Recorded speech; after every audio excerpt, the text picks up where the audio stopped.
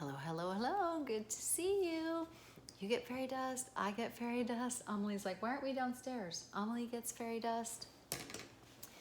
Welcome to the Advanced Bitches Guide to the Pandemic. Fuck our lives. What in the actual fuck? Okay, so I was thinking that we should do a daily check-in. And that's what I'm gonna do. And why don't you start asking questions or making comments in the comment section of this video or any other video. And let's just check in to see how we're doing. And I will give you the advanced bitches version of how things are going or what might be happening to you. So this has started, my friend Joshua just texted me just saying that he's actually at ground zero. He's in Seattle. And he was just saying, like, you know, he has some anxiety. And I'm just like, you know, because of this. And I'm just like, oh shit, is that why I can't function today?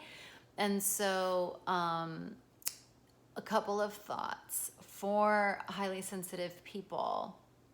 You are going to feel things deeply. It is going to be a little bit of a challenge, but it's not the worst thing. But the main thing for us to know if we have high sensitivity is that we may be feeling some feelings from ourselves or other people that, well, let me change that. Picking up on feelings from others.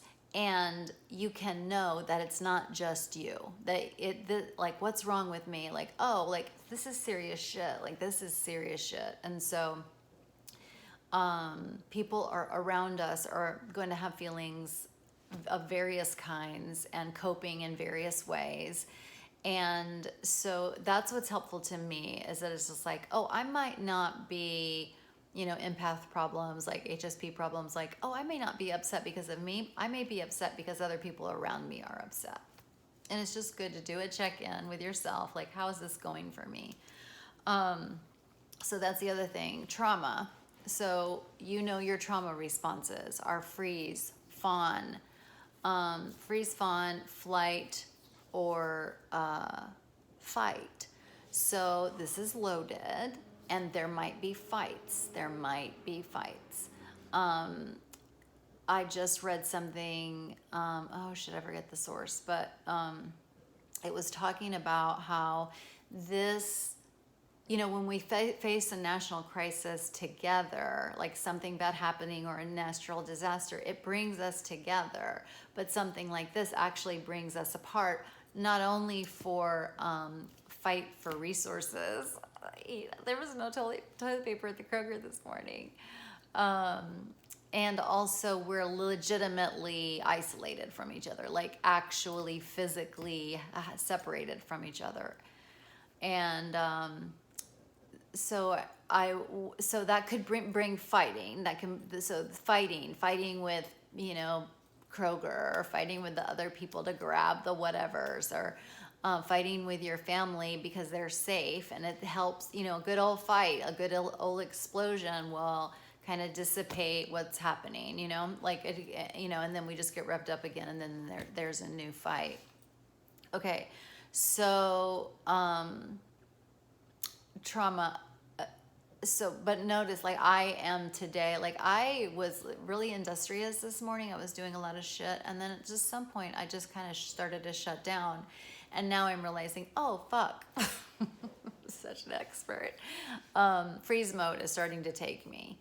And I am having some anxiety, but sometimes in these things that, I mean, this may be silly, this may be woo-woo, so ignore this. But you know how, I don't know if this has ever happened to you, but on like Christmas Eve, like, you can walk outside and you can just feel that there is something positive in the air. You can just feel like, you know, there's some hope and magic that is in the air.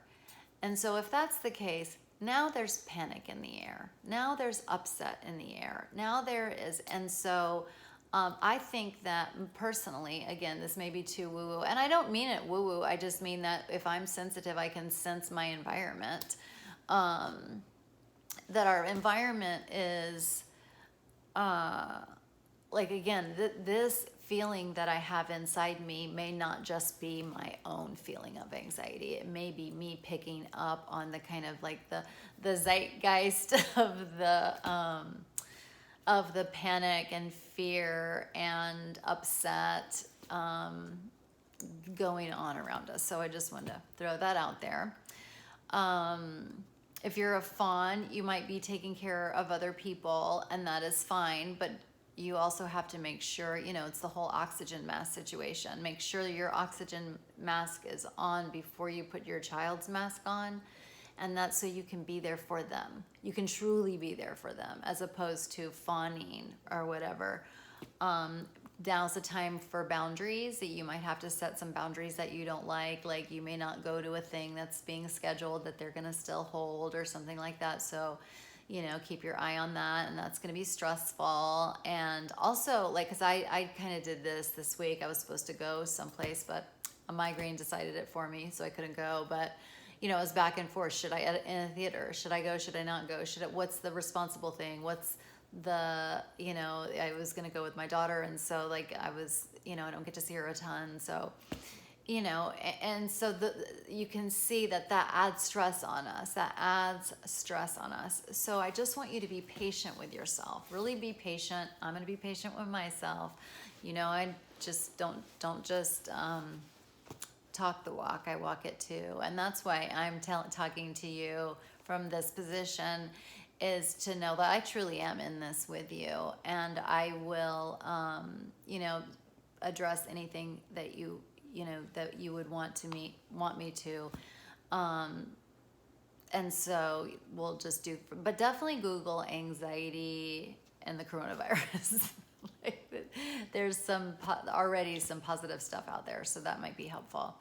The last thing I want to mention is our addiction. So I'm a food addict, and it's so weird when I have this feeling or when something different happens. I'm also codependent, so I thrive on a drama, thrive on chaos. I once gave a speech, a self-reflective speech, and the title of it was The Lure of a Good Disaster, disaster planning and all that. And that kind of gives us a high, but it also kind of it's an answer, it's a coping mechanism to answer the anxiety within us. And so this is a time where I would have binged, that I would have just, and also gave myself full permission to do so. Of course I have to do this now, of course. So for those of you who are addicts, we have to really watch our recovery. For those of you in 12-step programs, there's online programs. And you might want to connect with your sponsor or your other members in the group. Just why don't you just go down the line and start calling people, and then maybe you guys could all go to the online meeting together. So you're attending a meeting, and it's not just full of strangers, that that your person is at home also on this call. So that's going to give us our connection. But you have to make phone calls every day. Addicts, we during a time like this, especially if we're isolated, at least 2, 3 is ideal. I do bright line eating, and I learned that from their Reboot Resume, that we really need to ramp up our support during this time. And it's our responsibility. So we do definitely need that support. We need meetings. And so I have a few more ideas, but my time's almost up. But I just wanted you to know I was thinking about you, and I love you, and you're amazing. And yeah, we'll take this a day at a time, and I will send you any insights that I come away with. I hope this was helpful. We're doing it. Love you. Bye.